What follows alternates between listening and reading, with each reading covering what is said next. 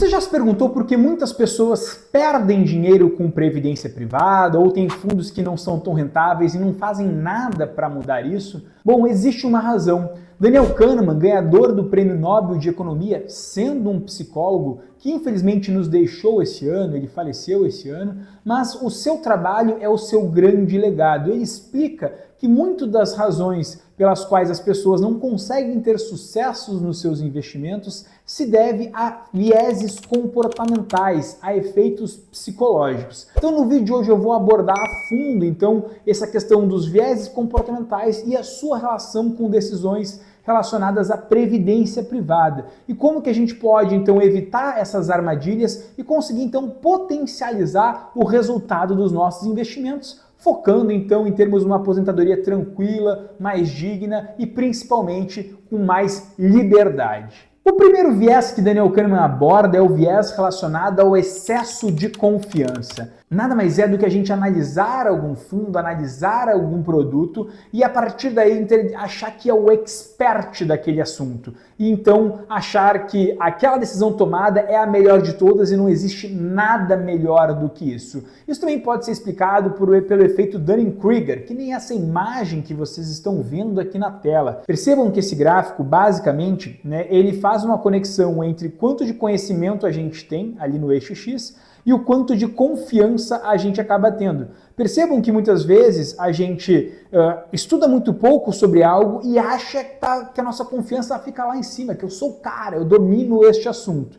E com o passar do tempo tu vai estudando mais e vai se dando conta, opa, é mais complicado do que eu pensei. E aí tu vai estudando mais e vai vendo, isso, eu não sei nada na realidade sobre o assunto. E aí então você vai começando a estudar cada vez mais, vai aumentando o seu nível de conhecimento e começa então a fazer sentido. E depois de muito estudo, muitos anos de prática, você sente que já sabe algo sobre determinado assunto. Mas perceba que o seu nível de confiança lá no final, depois de ter muito conhecimento, é menor do seu nível inicial. Então essa imagem basicamente representa muito essa questão do excesso de confiança. Quando, muitas vezes, com falta de informações, eu fico muito confiante, achando que a minha decisão é melhor, mas muitas vezes eu não vou atrás dos dados e dos fatos. E isso pode fazer, esse excesso de confiança, com que você fique com investimentos ruins dentro da sua carteira e, por consequência, e não faça a devida correção da estratégia para maximizar a sua performance. Antes da gente dar sequência, eu quero te convidar a ativar o sininho e te inscrever aqui no canal, porque toda segunda, quarta e sexta tem um vídeo novo. E nas sextas-feiras comigo fazendo análises de previdência privada, seguros, planejamento de aposentadoria. Ativou o sininho? Então, bora pro conteúdo. O segundo viés é o viés de ancoragem, onde a gente fica preso a uma determinada informação. Por exemplo, o gerente do banco te sugere um fundo de investimento, um fundo de previdência, e você pega aquela informação e assume, não, esse é o melhor fundo, eu vou ficar para sempre com esse fundo e não vou trocá-lo. Isso a gente fica ancorado com base em um determinado item, uma determinada informação e não toma uma medida, não toma uma ação para melhorar essa performance. Quer um exemplo claro? Vem para a tela do meu computador que eu vou te mostrar. Vamos lá, eu peguei um exemplo de um fundo da Brasilprev, o Brasilprev Multiestratégia, um fundo multimercado que aloca basicamente 51% dos seus recursos com certeza em renda fixa e até 49% em renda variável. É um fundo que cobra uma taxa de administração de 2%, tem mais de 2 bilhões e meio de reais investidos nele e o que a gente percebe em termos de performance? É um fundo que existe há bastante tempo, mas que de fato entrega um resultado muito ruim para o investidor, como a gente vê aqui na própria lâmina do Banco do Brasil. Quando a gente faz uma comparação com outras questões, percebam que o quanto a gente poderia eventualmente melhorar a nossa performance se a gente investisse em algum outro fundo. Aqui nesse gráfico eu estou comparando basicamente o resultado do fundo esse da Brasilprev com outro fundo multimercado lá da Opportunity, através da seguradora Icatu. Percebam quanto um é mais volátil do que o outro e principalmente no retorno acumulado desde que os fundos coexistem, a diferença de resultado que se pode obter. Se eu fico ancorado à informação, não, mas do que o gerente me falou é o melhor, e não tomo iniciativa eventualmente para trocar e melhorar a minha alocação, eu posso me deparar com uma situação como essa. Então, assim, é óbvio que isso aqui não é uma recomendação de investimento no fundo da Opportunity, mas, assim, para a gente se dar conta que eu ter uma informação essa informação não é definitiva, eu preciso constantemente reanalisar o meu fundo e reanalisar a minha estratégia para, a partir daí, então, melhorar a minha performance. O terceiro viés que o Daniel Kahneman aborda é o viés relacionado à aversão à perda,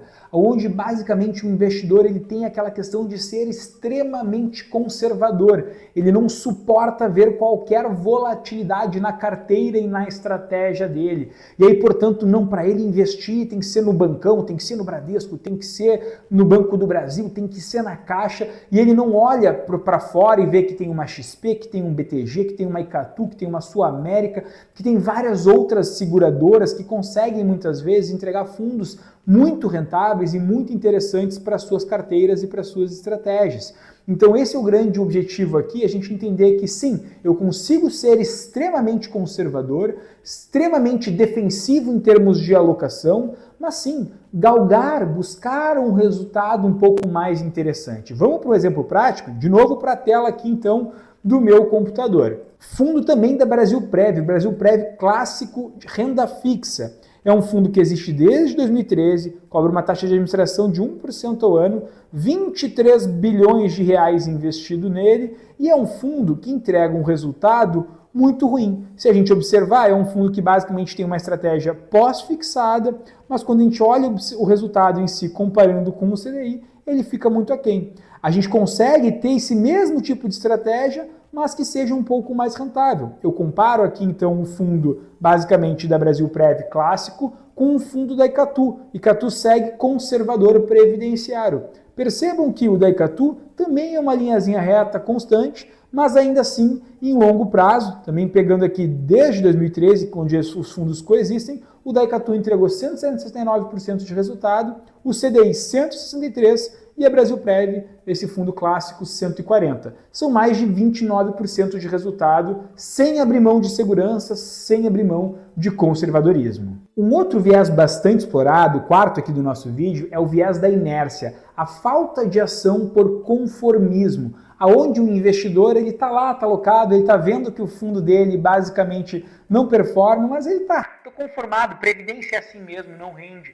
Na realidade, não, rende sim. A gente consegue buscar alternativas melhores. Eu devo tomar ações e iniciativas que melhorem meu resultado. E como eu falei antes, a gente não precisa abrir mão de segurança, de proteção, para tomar uma iniciativa dessa. A gente consegue sim, na previdência privada, buscar os 10% de fundos que superam o CDI, buscar as melhores gestoras, buscar melhores seguradoras do que a gente encontra aí nos bancões. Então, o meu objetivo aqui é te mostrar que sim, não fique conformado com um resultado ruim, não fique conformado, até ainda mais, além da previdência privada, com o CDB do bancão rendendo 70%, 80%, 90% do CDI. Você consegue opções melhores. Então o meu objetivo aqui é te mostrar isso. E vamos para a prática de novo? Vem para a tela do meu computador. Bom, vamos lá. Aqui a gente está vendo um fundo do Bradesco, um fundo do Bradesco que existe lá desde 2002. É um fundo que, se a gente perceber, tem um resultado bem aquém do CDI, quase 50% aqui do CDI.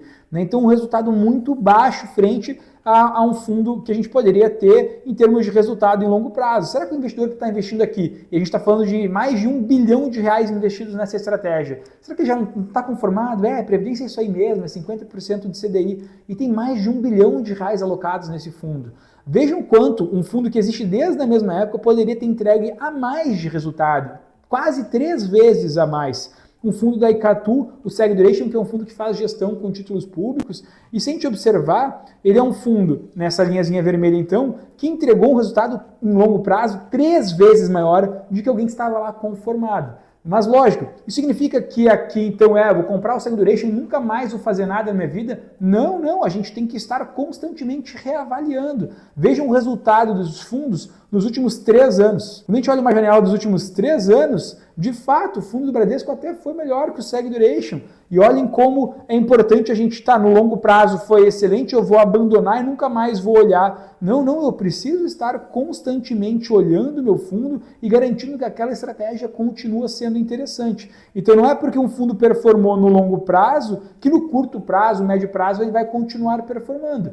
Será que esse fundo Seg Duration daqui para 20 anos ele vai ter um resultado tão interessante? Se eu não reavaliar e não manutenir essa estratégia, essa reanálise, Pode ser que ele não tenha, e eu vou ficar conformado porque lá atrás ele performou bem. Não, eu tenho que constantemente reavaliar os fundos que eu tenho e abrir mão dessa inércia, abrir mão de ser alguém conformado. Um outro viés que Daniel Kahneman fala bastante também no livro Rápido e Devagar, que eu inclusive deixo a sugestão aqui para que você leia o livro ou assista o resumo comentado que eu tive, o link vai ficar também na descrição. Nesse livro, basicamente, ele explica também do viés de disponibilidade. O viés de disponibilidade, basicamente, ele se refere a quanto que uma informação que é nos entregue, né, recente ou pela mídia de forma muito abrangente, muito forte, influencia na nossa tomada de decisão.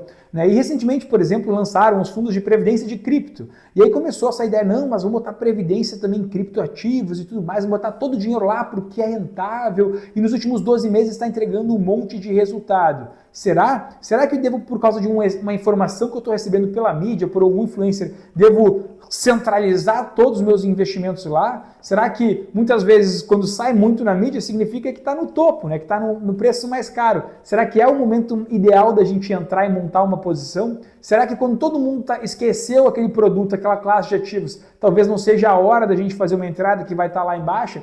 Então isso é importante da gente sempre estar atento sobre o foco que a gente dá, das informações que a gente recebe e esse viés então que é o viés da disponibilidade. E trazendo um exemplo claro aqui, percebam que a gente pegasse um fundo de previdência, um fundo lá da Empíricos, que coloca 20% em criptoativos. É um fundo que, se a gente analisa na janela dos últimos 12 meses, entrega um resultado de 15%, né, superando o CDI, um resultado muito positivo. Mas em longo prazo, como é que o fundo performa? No longo prazo, o fundo toma uma surra aqui do CDI, o CDI entrega 34% de retorno acumulado, enquanto o fundo entrega 13,57%.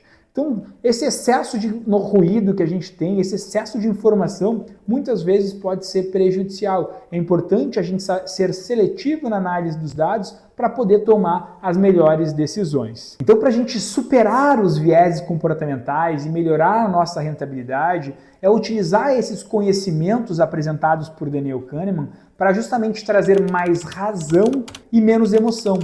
Daniel Kahneman nos aponta que a dor da perda ela impacta 2 vezes mais do que um ganho de mesma proporção. Ou seja, eu perder R$100 me impacta 2 vezes mais do que eu ganhar R$100, emocionalmente falando. Então, se eu tenho noção, se eu tenho conhecimento, se eu tomo essa informação com base na razão, eu vou, obviamente, no meu processo de análise e decisão, buscar entender se eu não estou sob efeito de algum viés, para tomar essa decisão, né? Se eu não estou me baseando num viés de disponibilidade, que nem a gente falou, um viés de ancoragem, se eu não estou sob o efeito do viés de inércia e estou conformado, né? Se eu não estou com um viés de aversão à perda e lá minha carteira rendendo 70% do CDI e eu não tomo nenhuma iniciativa. Então a gente saber que o efeito emocional influencia diretamente o resultado na ponta da linha, e eu chuto a dizer hoje que técnica, análise, processo, ele é 30%.